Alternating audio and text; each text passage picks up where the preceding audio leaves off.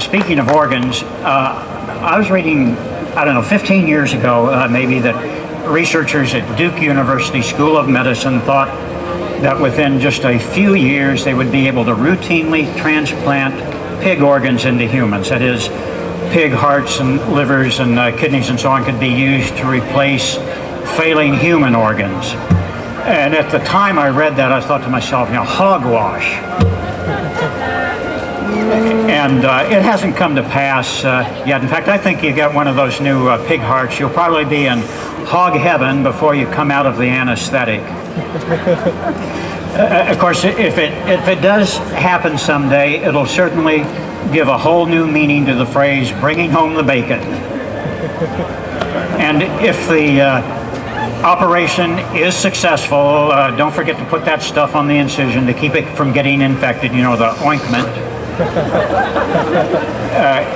However, if the operation is not successful, you, or more likely your survivors, can always sue for malpractice. That's just for my daughter going to law school over there. Did you bring any of your nerdy law school friends with you? Yeah, okay.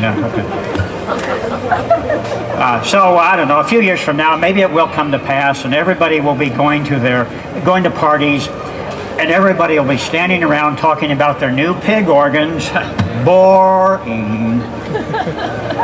And all America will be singing, my new heart used to be in a pig. It's not too little, it's not too big. It pumps blood okay from my feet to my brains, through all my arteries, caterpillars and veins. None of its semi-lunar valves leak, and for its rhythm it's got a good beat. But I find now and then for truffles I dig. My new heart used to be in a pig. And part of me's person and part of me's pork, not quite the same as was bought by the stork. No sausage, no ham hocks, no spare ribs for me. Pigs are now part of my family tree. Well, my new liver, it came from a hog, not from a horse or a sheep or a dog. It fits just fine in my abdomen, about halfway between my hips and my chin. And it stores sugar, makes hormones and bile, just like the one I had as a child. But occasionally through a barnyard I jog. My new liver, it came from a hog. And part of me's person and part of me's pork, not quite the same as was bought by the stork. No sausage, no ham hocks, no spare ribs for me. Hogs are now part of my family tree. Well, my new kidney belonged to a swine.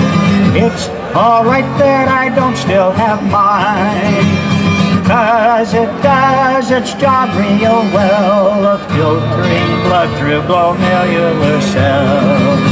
And its neurotic units are just the right size for filling my bladder clear up to my eyes. But sometimes I oink when I want to whine.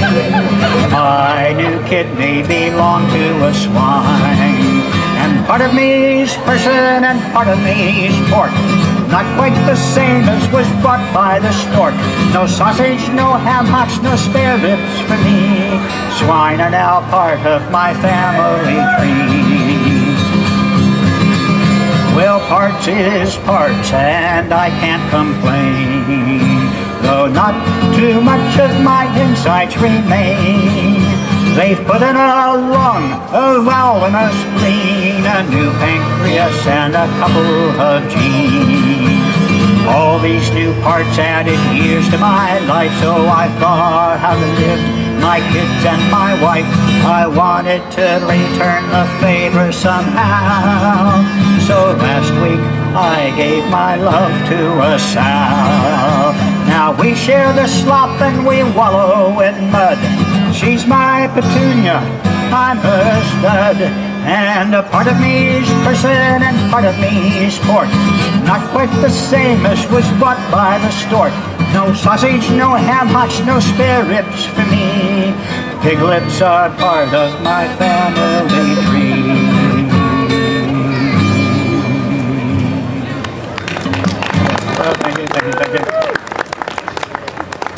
Thank you.